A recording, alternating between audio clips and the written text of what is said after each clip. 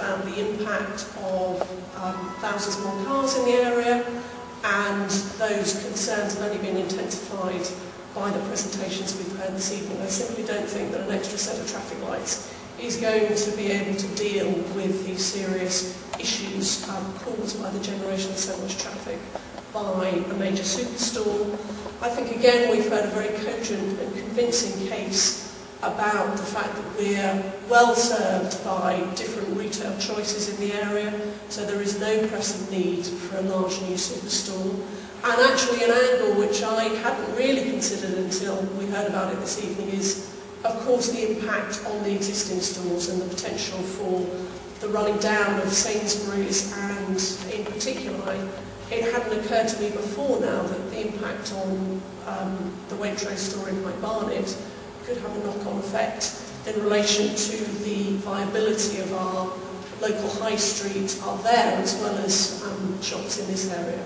So for all sorts of reasons, I continue to be opposed to the ASDA application. I'll continue to give my support to you and your campaign to get the sort of development that suits your community on the Gasworks site. Thank you.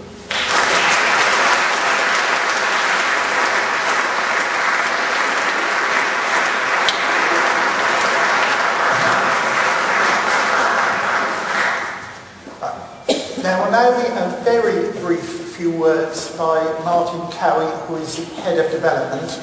He cannot comment on the merits or otherwise of the ASDA and Tesco cases because they are in the planning machine. But we have asked him if he can explain what happens now. There is an application submitted. What happens to it? Who looks at it? What can we do? What do they want from us? Just the mechanics of it. So he won't go into commenting on our proposals or do anything which could be deemed prejudicial and allow ASDA the grounds for an appeal because the officers or the council has prejudged the case. So he won't say much, but it will be helpful. Thank you, David and Lynn. I didn't expect a round of applause, so don't worry, and I certainly won't expect one when I've finished. I'm very grateful for the invitation to attend tonight, and I'm really encouraged by how many people have turned up, because it just demonstrates to me how much interest there is. And clearly how emotive the application is to many of you local residents. So I'll be taking copious notes tonight, hopefully sort of taking on board when I get back to the office many of the views that I've heard. So as David said, I'm just going to briefly set out what happens at our end and how you can get sort of more involved. Effectively, following the submission of the application by ASDA, the council notified approximately 2,500 local households and businesses. Now I know and appreciate that some people say they haven't received letters, and I'm looking into that as a matter of urgency, and clearly if something has occurred untoward, then I will seek to ensure that people have sufficient time within which to make any representations should they wish to. We also, as you might have noticed, erected various CITA notices, and we've also placed an advert in the local press in relation to the planning application. Consultation on a scheme of this nature also has to be undertaken with a wide range of local, strategic and national bodies, including resident associations, the Greater London Authority, Transport for London, institutions like the Environment Agency and the Utility Services. Okay? So there's a wide range of other interests that I need to sort of listen to before I can even sort of entertain sort of coming up with any sort of recommendation in relation to the scheme. At the minute, officers, including planners, highway engineers and environmental health colleagues, with the support of specialist consultants who we've appointed to look at certain aspects of the scheme, are undertaking a comprehensive assessment of the documentation submitted by ASDA. Okay?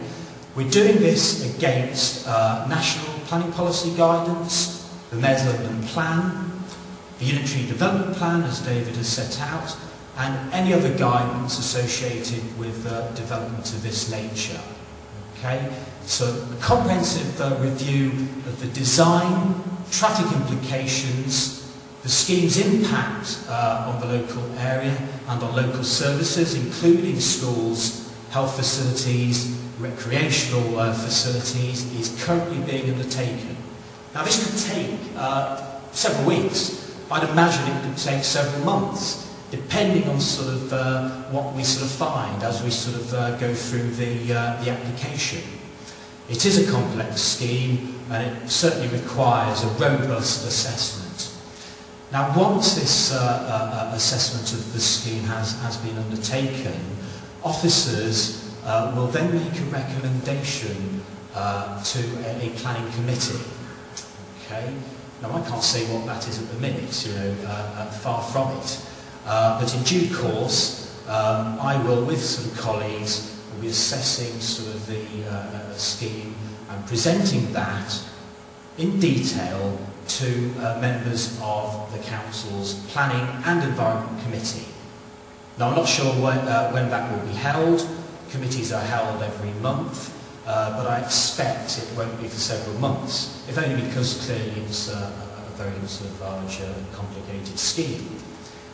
Now once the members of the Planning Committee have made a local decision on the planning application, okay, and at that meeting it will sort of clearly have to consider all the views that have been sort of submitted by yourselves and various other sort of local and statutory sort of bodies.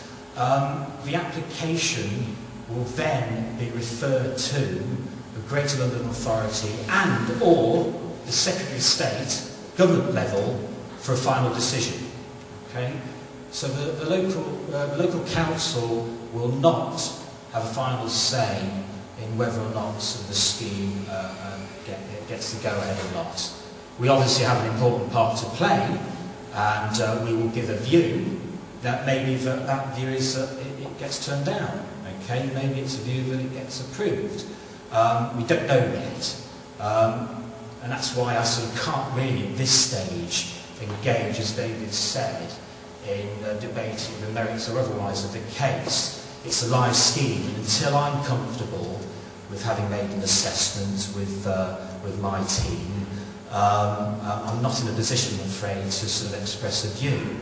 What I can do is sort of reassure you that we are ploughing sort of significant resource into ensuring that a robust assessment of the planning application is undertaken.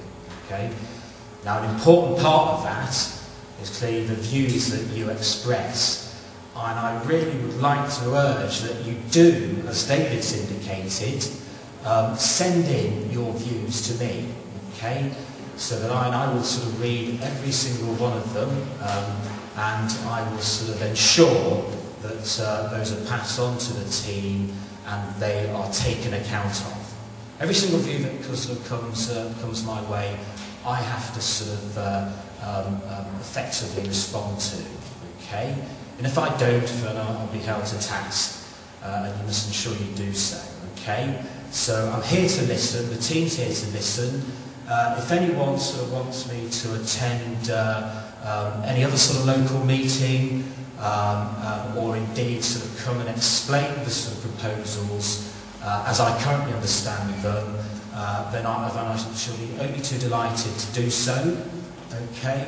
Otherwise, you please come into the planning department, see me, and again we can, I'm quite happy to have a discussion about sort of what you think about what's being put in. All right. I hope that's sort of reasonably helpful. I'm sorry I can't at this stage sort of be more informative, but it is early days. I know we've given till a certain time for representations to be submitted. Now, I know you probably don't think that's sort of long enough. Well, I mean, in many ways, what I want you to do is get to grips with what's happening and submit your